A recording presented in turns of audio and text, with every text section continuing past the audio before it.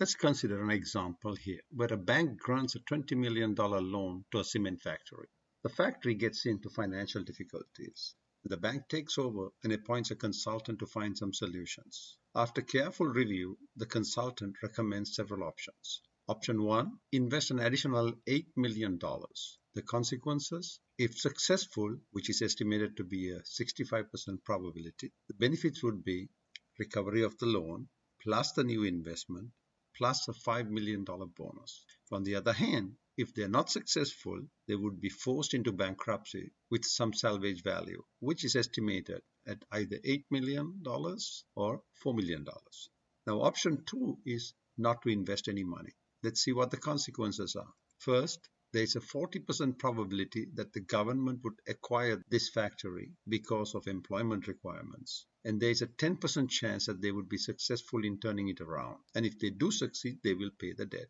And if they fail, there are no obligations. It is also estimated that there's a 30% probability that a competitor would acquire this company for $5 million. The consequences, there's an 80% chance of success because they know the business. And if they do succeed, they will pay the debt plus a $15 million bonus. Of course, here again, no obligations if they fail. If neither of these materializes, then they would be forced into bankruptcy with the consequences as outlined before. The question is, what should the bank do? Invest or not invest? So let's start with our decision node, D0. We have the option of investing or not investing. If we invest, there is a probability that we might recover all our money, which is success. And of course, failure would be bankruptcy. And then we have the high salvage value and the low salvage value.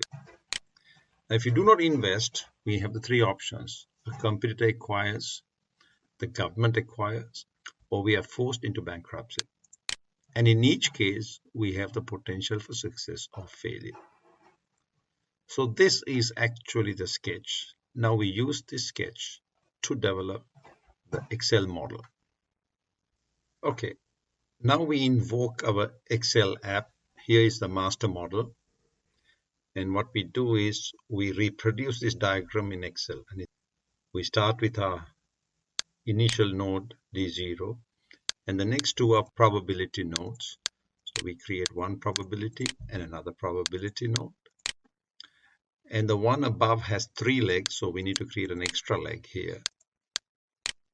All of them are probability nodes. So now we have 3 branches with the associated terminal nodes. And here we have to create one more probability node. So here is the diagram.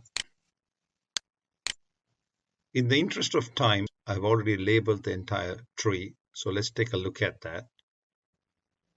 So here we have the labels: invest, do not invest, investment fails, competitor has acquired, and if all else fails, we have to file for bankruptcy, similar to this scenario. And I've also inserted the terminal values. So this is our decision tree for this scenario. And under this scenario of 0.65 and 0.4, it's an investment decision. Please note that this param 1 and param 2 are the two colors here, are governed by the scroll bars. If I change the scroll bar, it becomes 55, as you can see, right? And in fact, if I go down, the decision changes. The next thing is to see how we can build a decision zone map. So let's go to the zone map here. And here I have already built the zone map. In one of the earlier videos, we showed you how to do a zone map.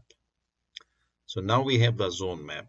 But what does the zone map mean to us? So let's take a look at that.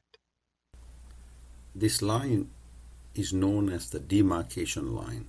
It could also be a curve, but in this case, it is a straight line.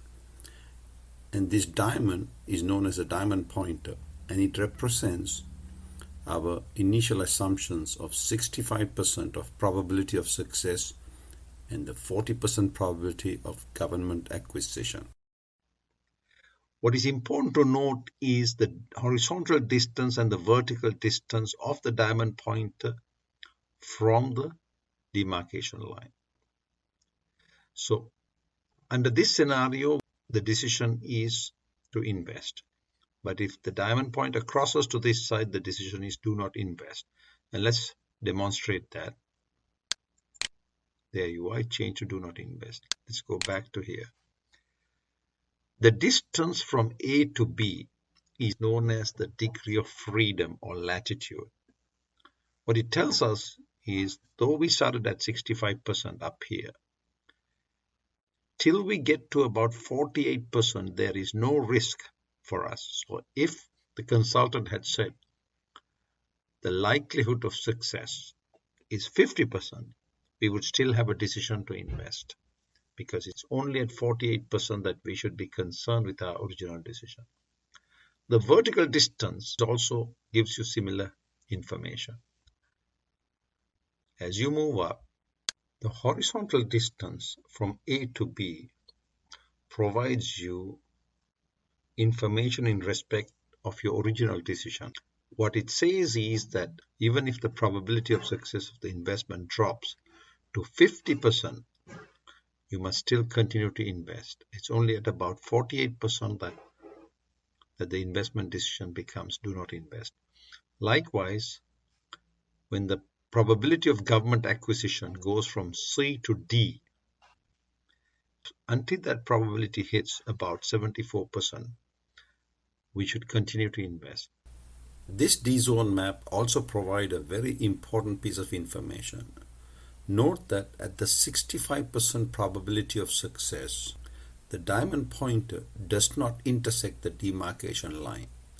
This means that this decision to invest is independent of the probability of government acquisition at the original assumption of 65% probability of success of the investment. There is no way that anyone could have arrived at this decision without something like a D-zone map.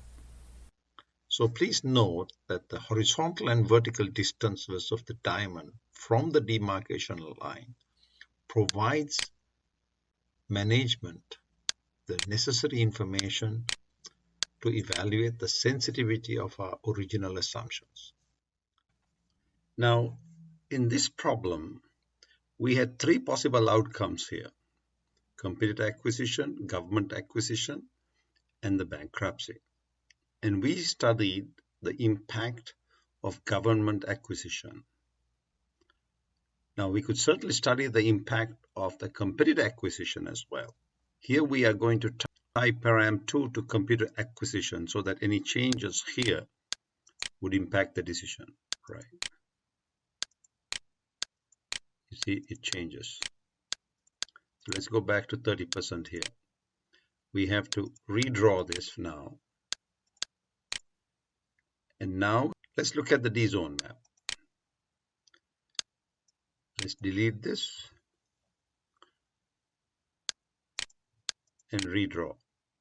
And now we have the demarcation line for the probability of a competitor acquiring the cement factory. The probability of success of the investment remains the same, right? So this is the kind of study that helps management really understand the sensitivity of the decision to the original assumptions. That's it for now.